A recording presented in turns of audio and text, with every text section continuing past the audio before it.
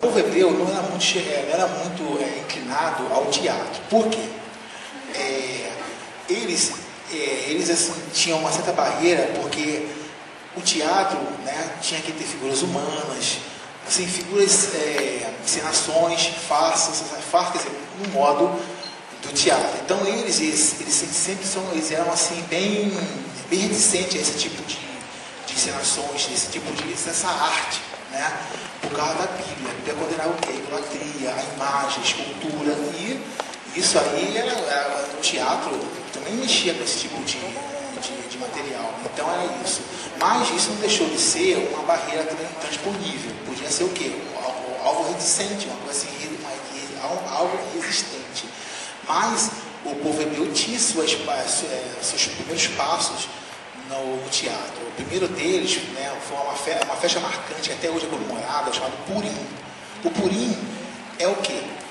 É uma festa de comemoração ao livramento do povo de Israel, né, pela rainha Esther, né, uma judia que se tornou uma rainha na Pérsia Antiga, e que evitou a morte, né, a destruição do povo hebreu, né, pelas mãos de Amã.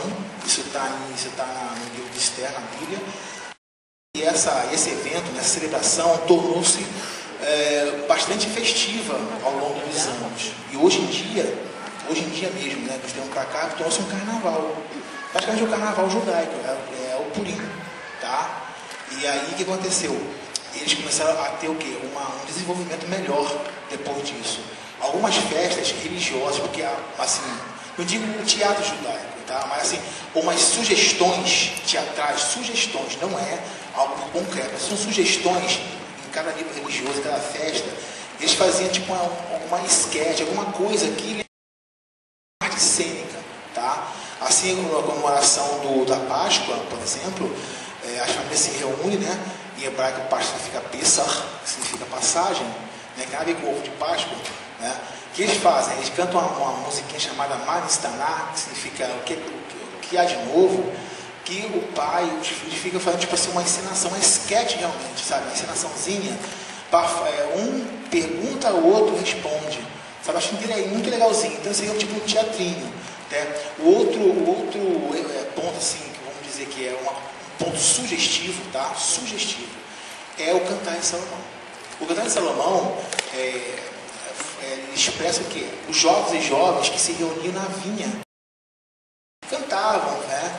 E o Cantar de Salomão ele expressa o quê? O erotismo, né? E o campo, né? O agrário. Então isso também fazia parte de uma certa encenação, né, musical de cântico, tanto é que o nome é Cântico dos Cânticos, tá? E o seu forte, né, o forte do judaísmo e o teatro, né, os povos judeu-hebreu, foi quando eles entraram em contato com o quê? A cultura helenística, ou seja, a cultura grega, tá? Tanto é que, se você vê no Novo Testamento, fala de anfiteatro, né? Em Jerusalém, assim, tinha em Jerusalém, na Cesareia. Por quê? Porque os judeus começaram a entrar nesse ramo, no ramo cênico. Então tinha muitos judeus que começaram a encenar em grego e depois em latim. Então você vê que houve assim, uma distensão do judaísmo, né, em relação ao teatro. Depois disso, né, na Idade Média começou a ter evolução, evoluiu, e hoje em dia, tem muitos atores judeus, no cinema, no teatro. Por exemplo, Natalie Portman, que fez a princesa, né, no episódio 1, 2 e 3, ela é judia. Tá? O Ben Stiller, que fez que é Uma Noite no Museu, ele é judeu.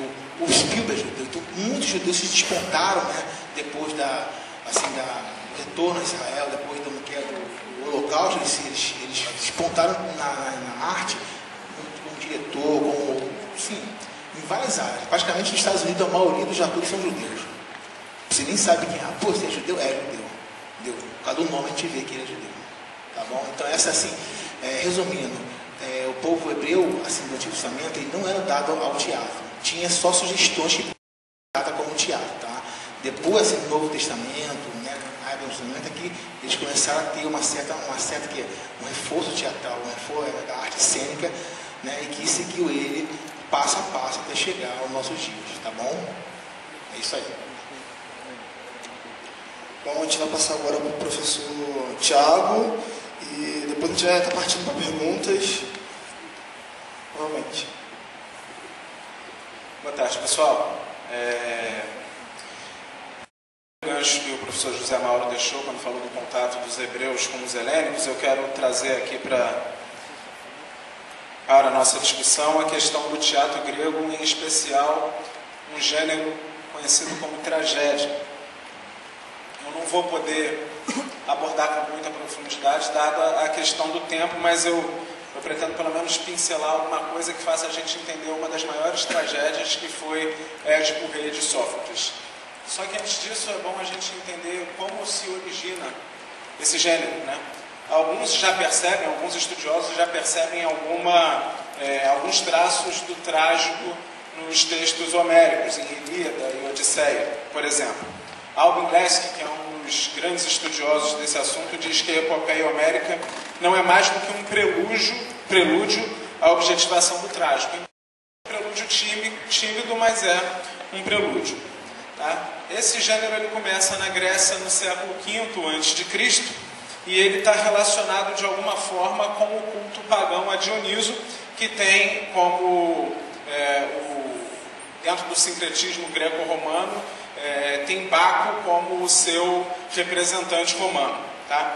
E havia várias festas rituais durante o ano, pelo menos 4 festas mais importantes a Dionísio, e uma das festas era a festa do vinho novo. Nessa festa, os participantes eles se embriagavam, bebendo exageradamente, e dançavam e cantavam ao som de símbolos até desfalecerem, mas eles se disfarçavam em sátiros que, dentro da compreensão popular, dentro do pensamento popular, tinha uma figura de homens bodes. E a partir daí a gente pode entender um pouco mais essa imaginação popular, porque a palavra bode no grego, o professor Wagner está aqui para me corrigir se eu estiver cometendo algum equívoco, é tragos. E tem também a palavra oidé, que é canto, e havia esse canto relacionado a esses, que tinha relação com esses homens bodes que cantavam, e daí vem a palavra latina tragoedia, que significa tragédia em português. Temos como os maiores expoentes desse gênero do teatro, além de Sófocles, Ésquilo e também Eurípides. E é interessante que esse bode ele é sacralizado de alguma forma, porque ele é oferecido, sacrificado a Dioniso, dentro desse pensamento religioso mitológico dos gregos. E segundo essa lenda, ele teria sido devorado pelos descendentes de Urano e Gaia.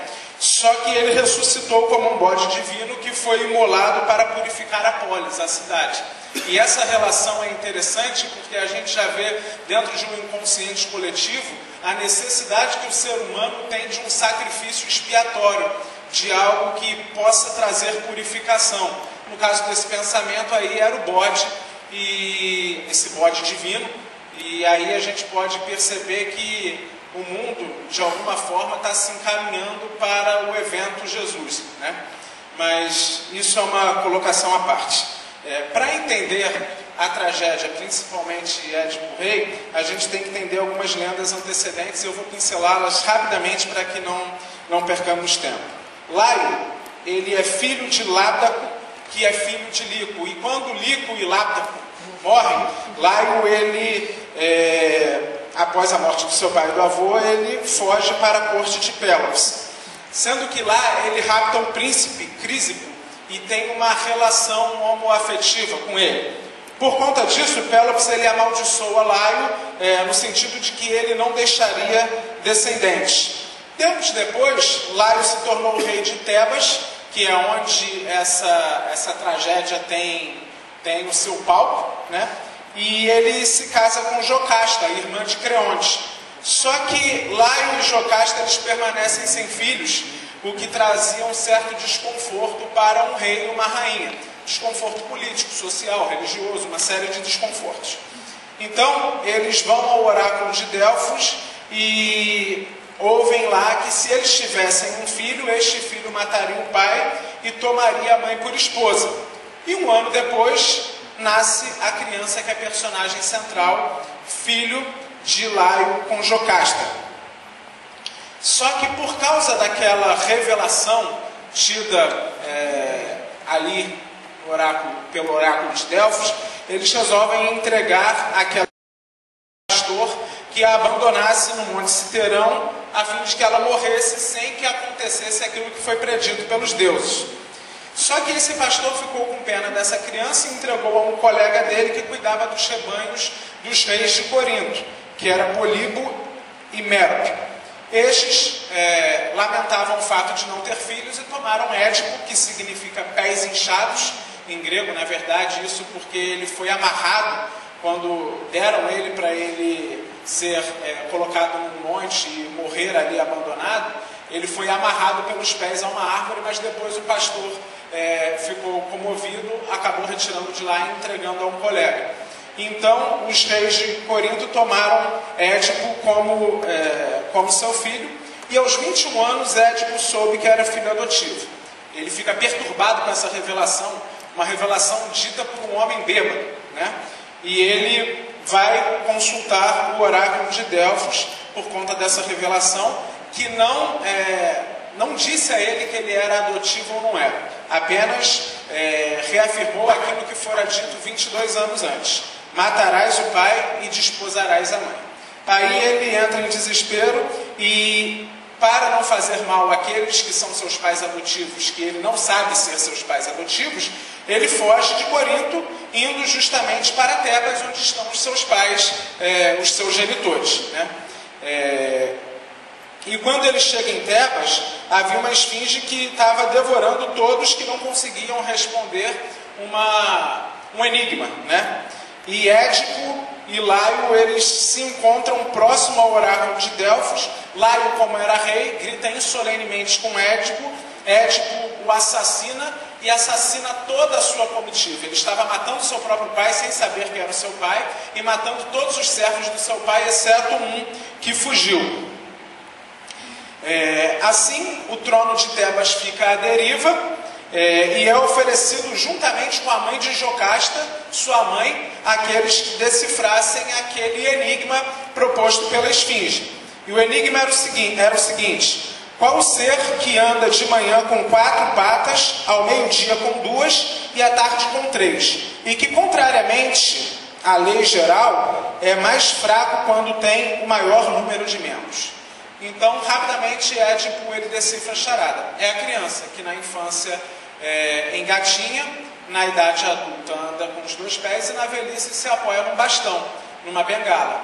E é mais fraco quando tem o maior número de membros, porque uma criança não tem a capacidade de se defender como um adulto e um velho, né? Então Tebas é salva daquele flagelo e Édipo é tornado rei de Tebas e recebe por esposa a sua mãe Jocasta sem saber. Aqui começa Édipo rei e toda a sua história que versa sobre liberdade e destino.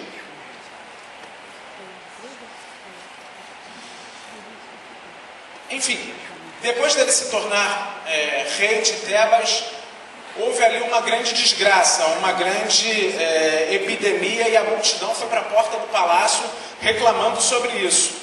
Édipo achava-se autossuficiente, afinal ele já tinha salvo a cidade uma vez, quando ele decifrou aquele enigma. Então ele envia o seu cunhado Creonte a Delfos para ter uma pista do que poderia ser. E a resposta do oráculo é expulsar da cidade o ser impuro. Édipo não pensou 2 vezes, ele amaldiçoou o ser impuro sem saber que esse ser impuro era ele próprio. Sob o conselho de Creonte, o seu cunhado, ele obriga um adivinho chamado Tiresias a revelar quem era o assassino. Quando Tiresias revela quem é o assassino, Édipo fica encolerizado, não aceitando a verdade, na verdade não aceitando a verdade, e ele julga que Tiresias, o adivinho, e o seu cunhado Creonte estavam armando para lhe tirar o trono, né? Depois de se mostrar incrédula quanto a essa adivinhação, Jocasta ela começa a revelar alguns dados assim que fazem com que Édipo comece a perceber que essa revelação pode ser verdadeira. Primeiro, ela diz que Laio foi assassinado numa encruzilhada com todos os seus servos e somente um servo escapou. Logicamente que Édipo sabia ter matado alguém numa encruzilhada com todos os seus servos, tendo um escapado. Depois ela diz que Édipo se parece fisicamente com o seu esposo morto, Laio, né? Então, depois desse fato, ele fica pensativo e busca entrevistar o servo que escapou. Esse diz que os seus pais, que o seu pai adotivo lá em Corinto, morreu e o povo queria torná-lo rei de Corinto. Mas ele ficou com medo de voltar, pois Mérope, sua mãe adotiva, ainda estava viva e ele tinha medo de que a predição estivesse relacionada aos seus pais, que ele ainda não tinha certeza se eram adotivos ou não. O servo, para tranquilizá-lo, diz que ele não é filho de Pólibo e de Mérope, pois o servo foi o pastor que lhe salvou a vida lá atrás. Aí as coisas começam a clarear e o fim do herói é trágico por capricho dos deuses. Jocasta morre e Édipo vaza os seus próprios olhos com botões da roupa de Jocasta. Então esse encontro com a verdade ele chama de reconhecimento. Em Delfos há uma inscrição que diz: conhece-te a ti mesmo. E a ideia é que, por mais dolorosa que seja a verdade ela é libertadora no sentido de que ela faz o homem reconhecer aquilo que ele é, quem ele é, e ele passa a ter condições de enfrentar, inclusive, as desgraças do destino.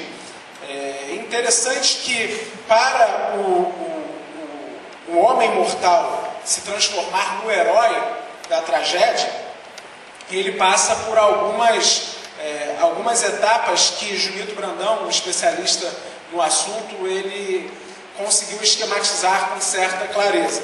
Ele diz que a tragédia ela implica numa ultrapassagem do limite e o homem passa pelo êxtase, pela violência, pelo castigo divino, pela cegueira da razão, até a culminação da moira, que seria o destino fatalístico e impessoal que os deuses prepararam para o herói. E a estrutura de Édipo Rei, ela segue tudo isso. O limite do personagem é ultrapassado quando ele se julga suficientemente capaz de enfrentar um rei e seus criados.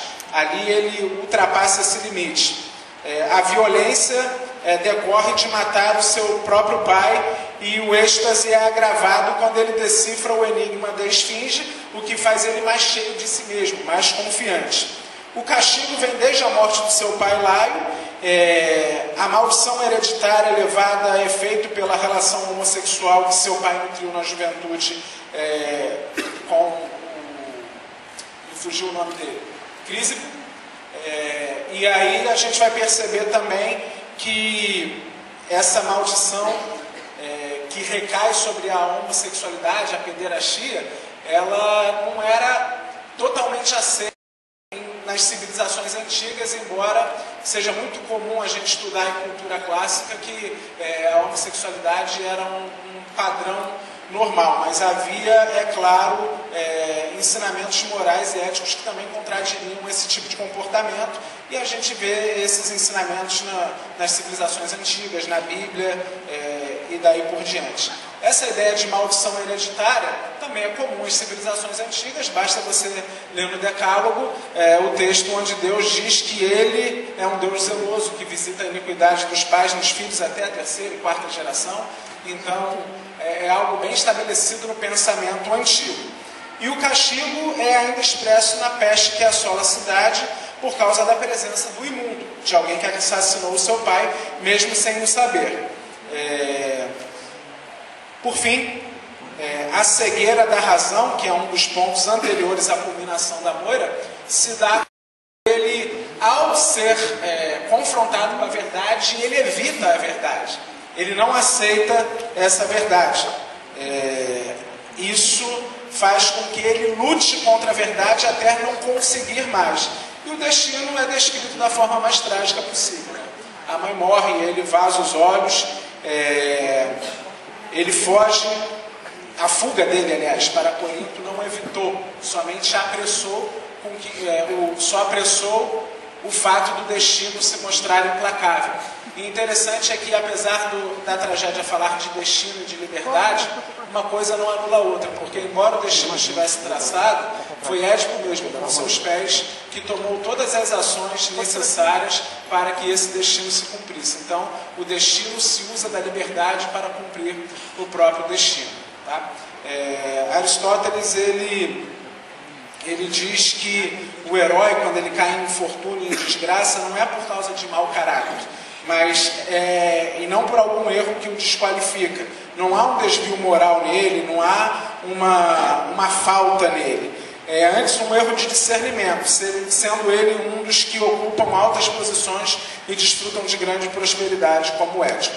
Tá? Geralmente a tragédia ela é escrita como alguém passando de uma felicidade para uma desgraça, mas existem tragédias que fazem o caminho reverso, da desgraça para a felicidade, como é o exemplo de Oreste. Bom,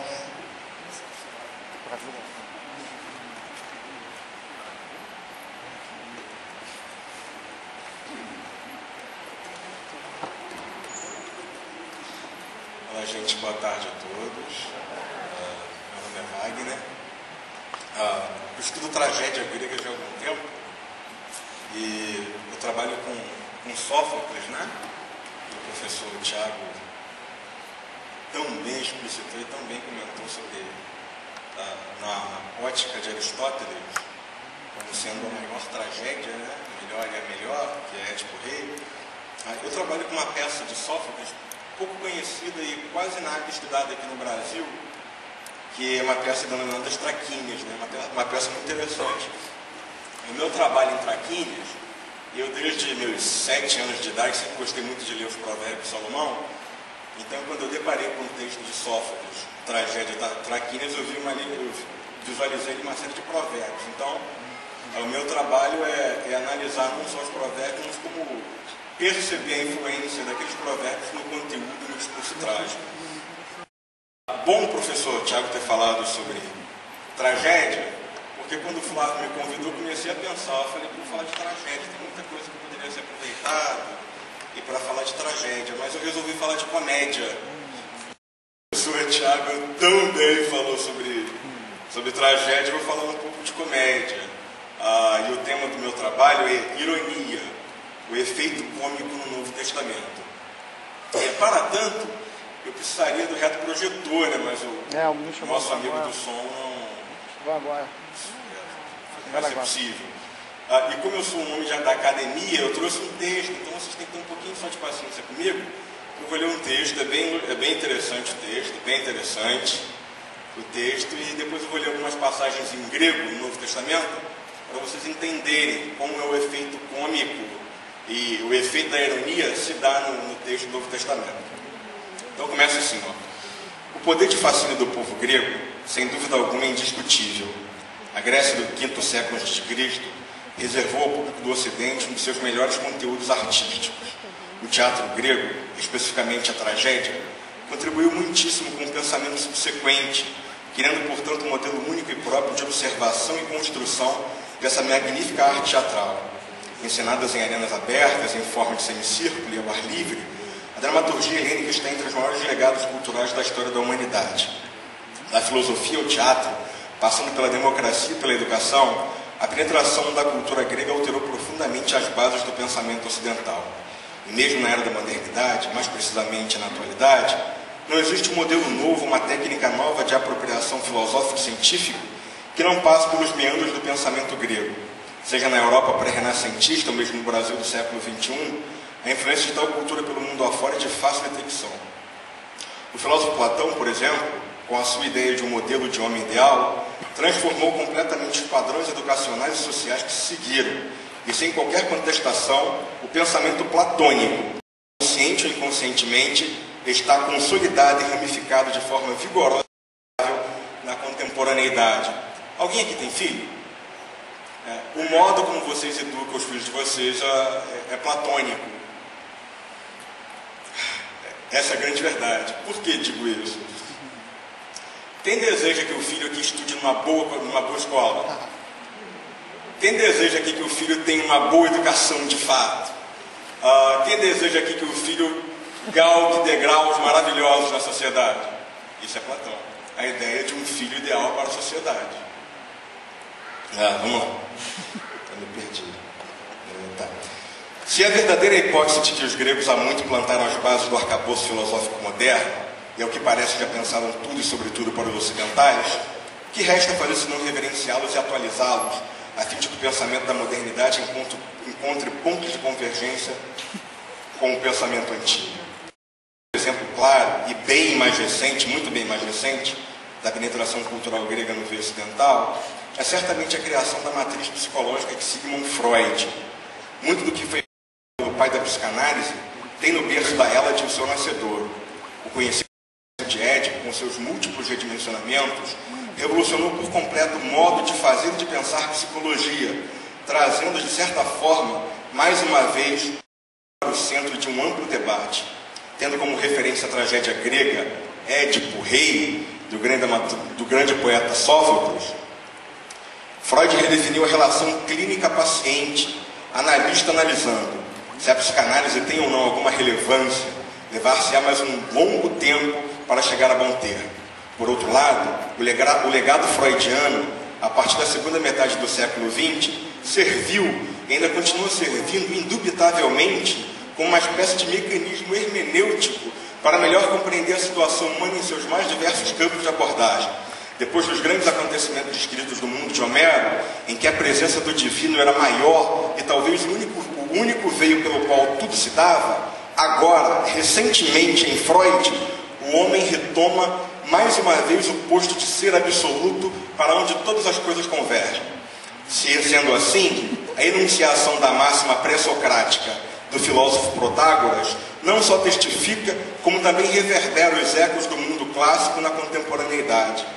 O anthropos panton metro estin. O homem é a medida de todas as coisas.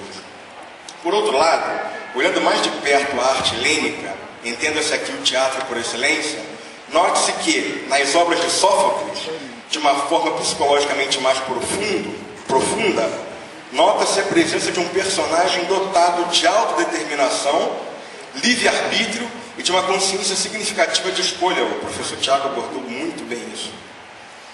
De modo que a presença do elemento divino no contexto sofocleano expressa, de certa forma, a relativização da capacidade sobrenatural na esfera do natural, pois ainda que haja algum tipo de influência arbitrária, a decisão é sempre facultada ao homem trágico, e o professor Tiago brincou nisso aí, né? O que todos os tragediógrafos mostram, e Sófocles parece exacerbar, é esse poder de decisão vinculado ao conteúdo autodeterminativo da ação do homem trágico frente ao imponderável. Entre a efetivação dos ritos fúnebres em honra ao irmão morto e o cumprimento das leis expressas sancionadas pelo chefe da polis, Antígona, mulher trágica, não tem outra saída senão a de decidir por uma ou por outra coisa. A decisão, portanto, é sempre humana. Num certo sentido, e longe de querer esgotar os múltiplos aspectos da tragédia, fica mais que evidente que o personagem trágico sofocleano representa a medida dele mesmo.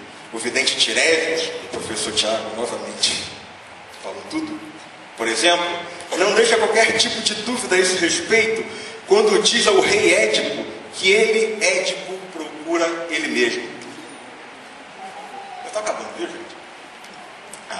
A pujança da dramaturgia grega expressou-se com muita força no período da Guerra do Peloponeso.